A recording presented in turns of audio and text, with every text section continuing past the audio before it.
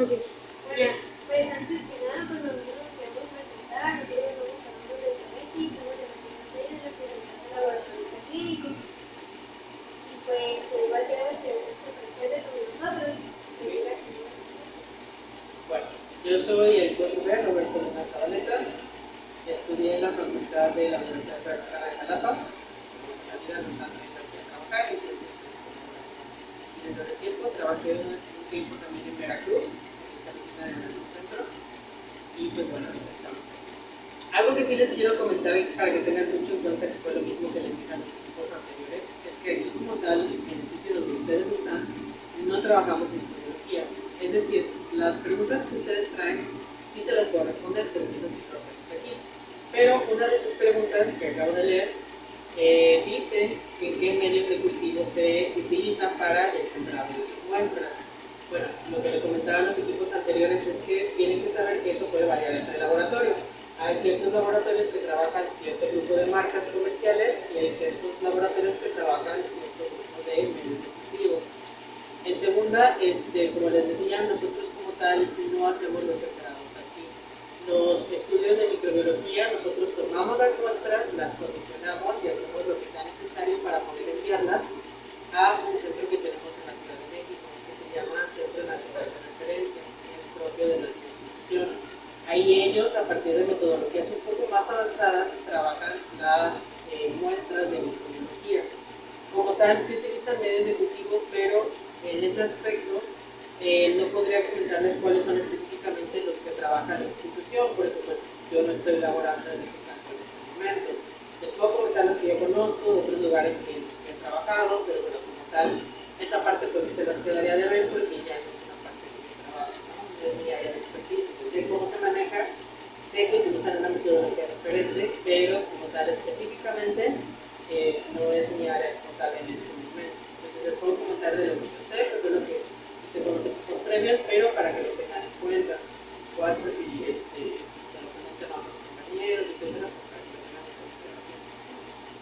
Pero bueno, entonces, ¿cuál es la primera pregunta? La primera pregunta es ¿cómo se realiza la toma de hueso del exudado? Bueno, en primera instancia aquí se le solicita un consentimiento informado para que la paciente pues tenga consentimiento de su consentimiento de realizar el procedimiento. En este consentimiento se describe el procedimiento, se le hace preguntas a la paciente para saber, por ejemplo, si está embarazada, si ha presentado hemorragias, si ha tenido abstinencia sexual, entre otras. Para los exudados vaginales se requiere que la paciente, al menos en nuestra institución, que esto también puede variar por institución o por laboratorio, tenga abstinencia sexual mínima de 3 días, que no presente hemorragias,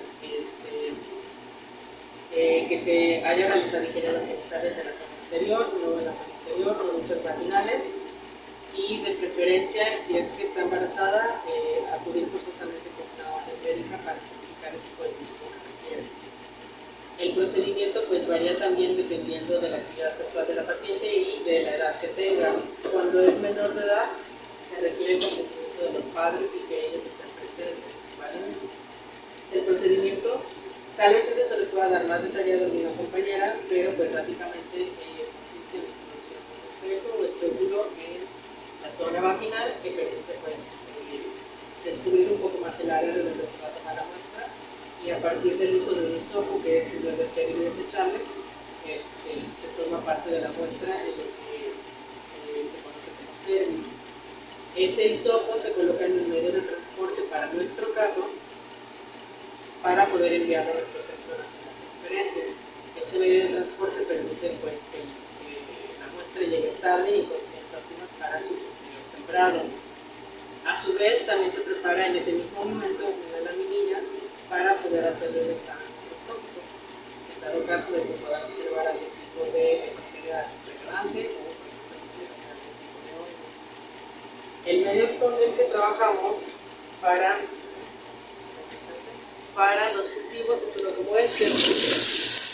Este que les voy a mostrar es para un coprocultivo, pero en sí son, digamos, físicamente muy similares. Para el exudado vaginal es exactamente igual, solamente que pues es un medio diferente. El El del exudado vaginal se llama AMIS y este se llama Cariblex. Este es el medio de transporte en el cual nosotros vamos a colocar el hisopo una vez tomada la muestra.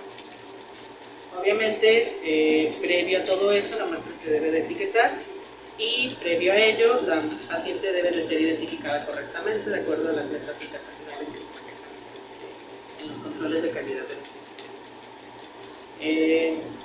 Pues básicamente eso sería lo que respecta a la toma de muestra del exudado vaginal. Y también quiero saber cómo se reduce la toma de huevo de un exudado uretral.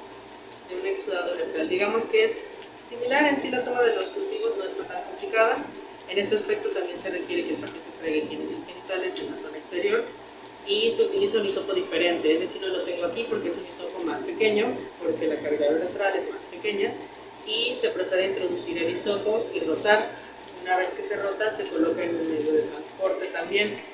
Aquí va a depender mucho de qué estudio se realice en el exudado uretral, porque aquí nosotros manejamos dos.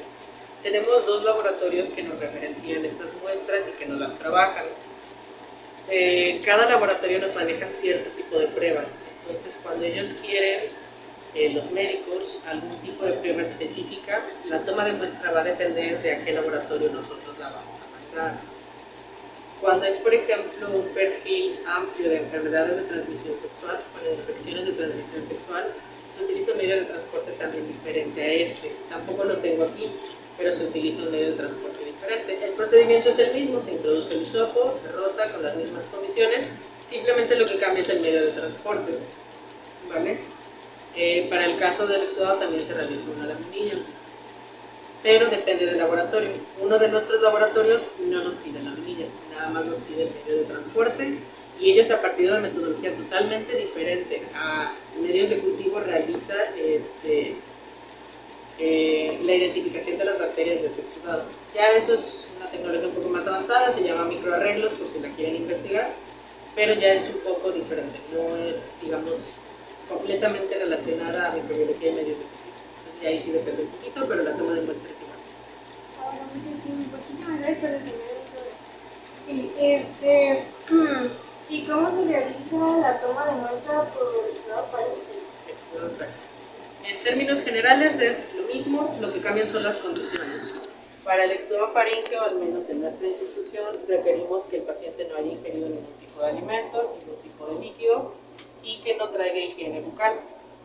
Es importante mencionar que para todos los cultivos es necesario que el paciente no haya consumido antibióticos al menos 3 días antes del estudio para nuestra institución. Pues precisamente para evitar la inhibición bacteriana y que no vaya a salir un falso negativo. Muchas veces se presentan con el consumo de antibióticos, entonces hay que comentarles que lo recomendable es que no sea así, al menos 3 días después de su último consumo, ¿vale? Aunque ya eso dependerá mucho del médico, a veces los médicos así lo mandan y pues bueno, ya al final del día quien tiene pauta para decidir qué estudios mandar o no, pues es el médico. Entonces en general sí es lo mismo. La toma de muestra es simplemente rotar el hisopo en la zona faríngea, nasofaríngea del paciente. Yo lo roto 2 veces, de lado izquierdo y derecho, o bueno, también dependerá de dónde el paciente indique que tenga la molestia, si es que tiene, porque a veces no tienen molestias. E igual se coloca en un medio de transporte muy parecido a este, solamente que se llama AMS. Posterior a ello, pues ya se realiza el embalaje para enviarlo a la Ciudad de México. Y por último, ¿cómo se realiza la toma de muestra por exudado de secreciones? De secreciones. Ahí depende de cómo lo maneje el laboratorio. Nosotros como tal, para secreciones nos referimos únicamente a secreciones secas.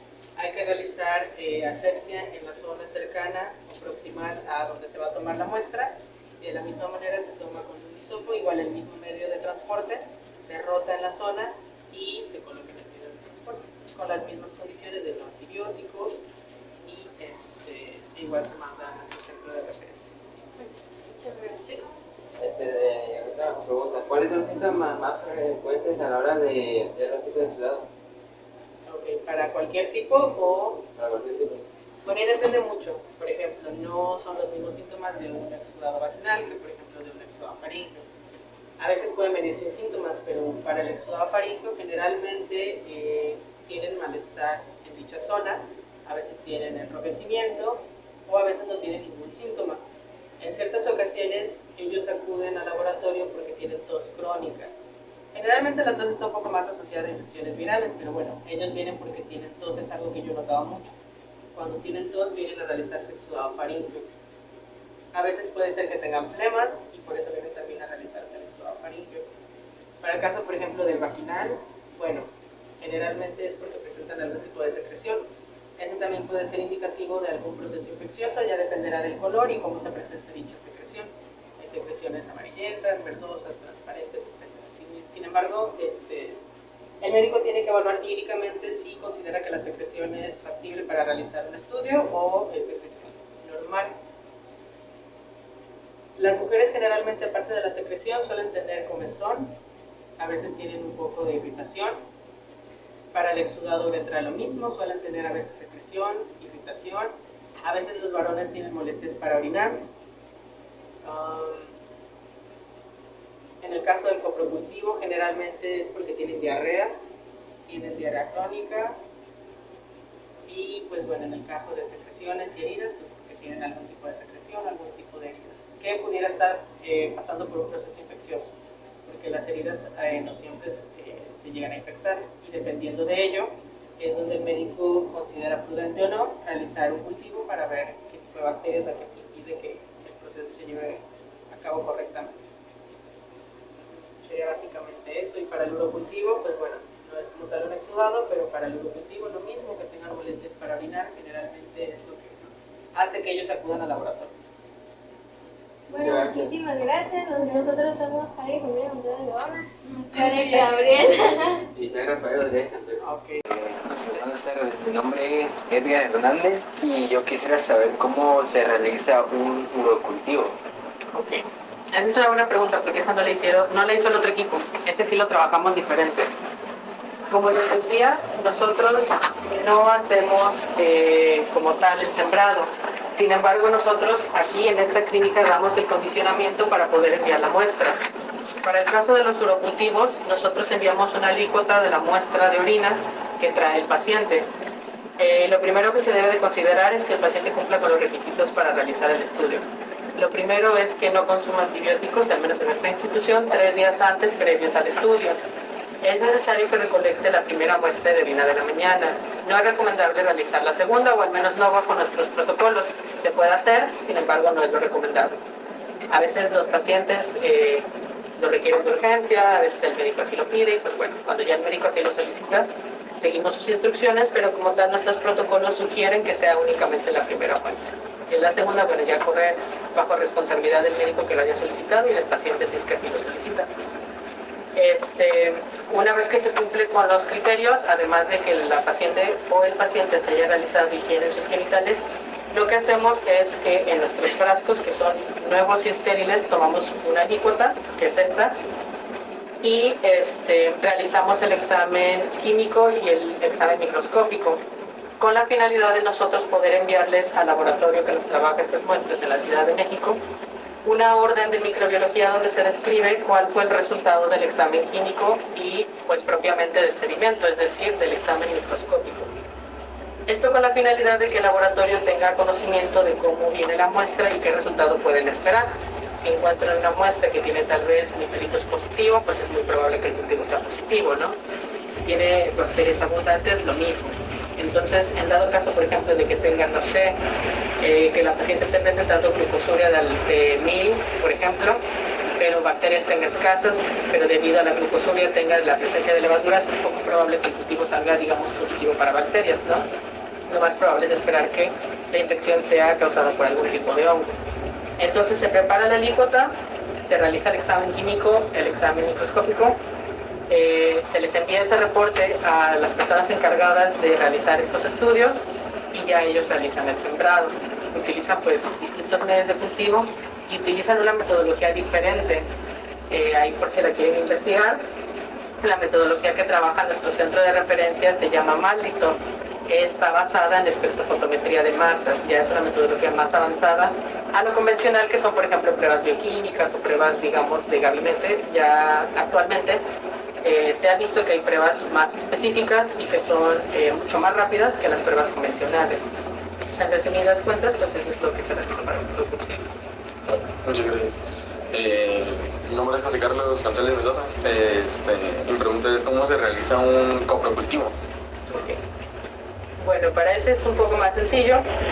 Se toma la muestra del paciente, generalmente son muestras diarreicas, a veces es un poco complicado para ellos traer la primera, pero igual no hay problema de acuerdo a nuestros protocolos tomar una segunda muestra, especialmente porque a veces es difícil para ellos traer la primera. Para este caso igual se recomienda que sea una muestra reciente y para el coprocultivo utilizamos un medio de transporte diferente. En el caso del urocultivo es un medio que viene acondicionado con ácido bórico que permite darle estabilidad a la muestra para que llegue en condiciones óptimas para realizar el cultivo. Para el caso del copro es este medio de transporte que se denomina Carry-Blair, en el cual pues simplemente el procedimiento es introducir el hisopo, que viene también en un medio nuevo estéril y desechable. Se introduce el hisopo en la muestra, se coloca en el medio de transporte y pues ya se condiciona para el embalaje y envío a la Ciudad de México. Obviamente, previo a esto, la muestra se rotula, se etiqueta correctamente con las etiquetas propias que tenemos del sistema y ya se envía a el centro de referencia. Dependiendo de las características de la muestra, también podemos enviar órdenes de microbiología donde se describa, por ejemplo, si la muestra es de sangre, si es diarreica, si el paciente ha referido que tiene varias deposiciones al día, etc. Pero eso es en general para el coprocultivo. Igual, no consumir antibióticos 3 días previos al estudio. Para todos los cultivos no se recomienda el consumo de antibióticos previo al estudio. Gracias. Buenas tardes, mi nombre es Manuel de Jesús Maldonado Sánchez y me gustaría realizarle la siguiente pregunta. ¿Cuál es el cultivo para realizar las siguientes muestras ya antes mencionadas? ¿El cultivo? Sí, ¿qué ocupa? ¿Cómo? A ver otra vez. Sí, ¿cuál es el cultivo que ocupan para hacer las siguientes pruebas ya antes mencionadas? Que es el proco y el ococultivo. Orocultivo. Ah, ok. Bueno, ahí depende. Como les decía como tal, esas solamente se las puedo responder dependiendo de los otros lugares donde había estado. Aquí como tal no sé exactamente cuáles sean. Para el urocultivo generalmente he escuchado que utilizan el medio CLED. Les suele utilizar bastante bien el medio CLED, que es cistina deficiente para la detección de patógenos en las vías urinarias. También se complementan con, por ejemplo, agar sangre, dependiendo del tipo de cultivo. Para el copro generalmente utilizan medios como Salmonella shigella, a veces utilizan también medios como el McConkey, dependiendo a veces de lo que el médico solicite específicamente, pero en general para el copro recuerdo que se utiliza Salmonella shigella, McConkey, me parece que también se utiliza agar sangre. Para el urocultivo generalmente se utiliza el CLED y me parece que también puede ser agar sangre.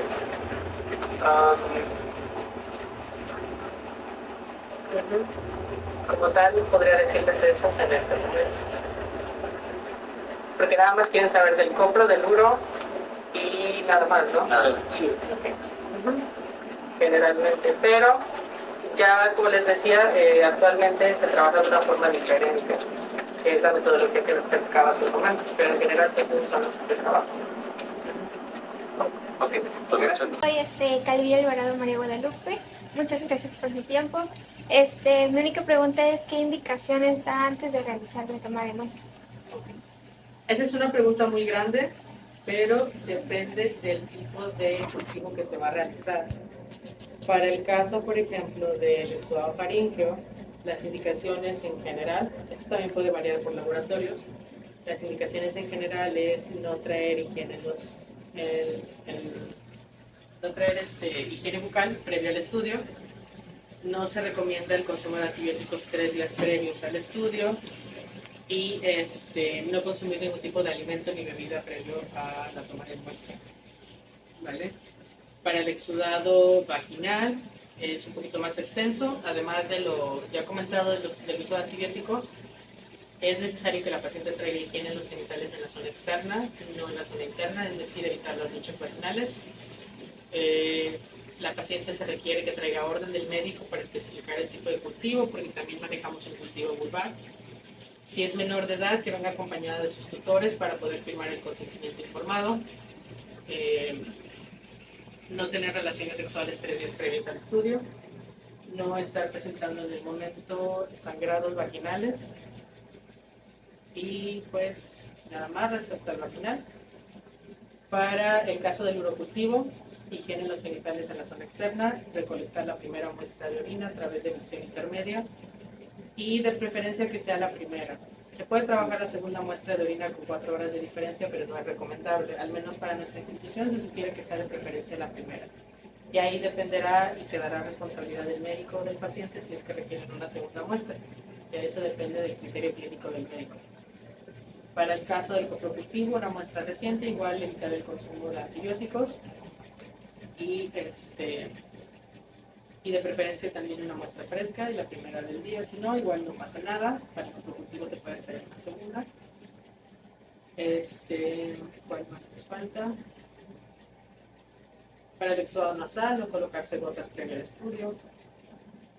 Para el cultivo de secreción no hay ninguna indicación específica más que el consumo de antibióticos. Para el cultivo de exudado letral, únicamente higiene en los genitales en la zona externa, adicional al consumo de antibióticos. Y nada más, me parece que esos son todos los puntos. Mi nombre es Irani Castillo Pérez y mi pregunta es ¿cuáles son las bacterias más frecuentes? Bueno, ahí también depende mucho del cultivo. Varía bastante la cantidad de bacterias que podemos encontrar dependiendo de la zona donde se toma la muestra. Lo que les decía en equipos previos es que, bueno, generalmente podemos encontrar especies, por ejemplo, como de Staphylococcus, de distintas especies del género Streptococcus, ya sea, no sé, Streptococcus pneumonia, sea, por ejemplo, Staphylococcus aureus, entre otros. También se pueden encontrar el género Pseudomonas, también se puede encontrar el género Haemophilus, se pueden encontrar distintas especies del género Candida respecto a hongos. Y principalmente eso diría que son las más comunes que se suelen encontrar. Sí, básicamente. Pero pues bueno, dependerá mucho del cultivo. Por ejemplo, para el coprocultivo no esperaremos tanto esas, tal vez ahí esperaremos un poco más del género Shigella o del género Salmonella, también son las más representativas para el caso del coprocultivo. Básicamente diría que son las más representativas. Muchas gracias.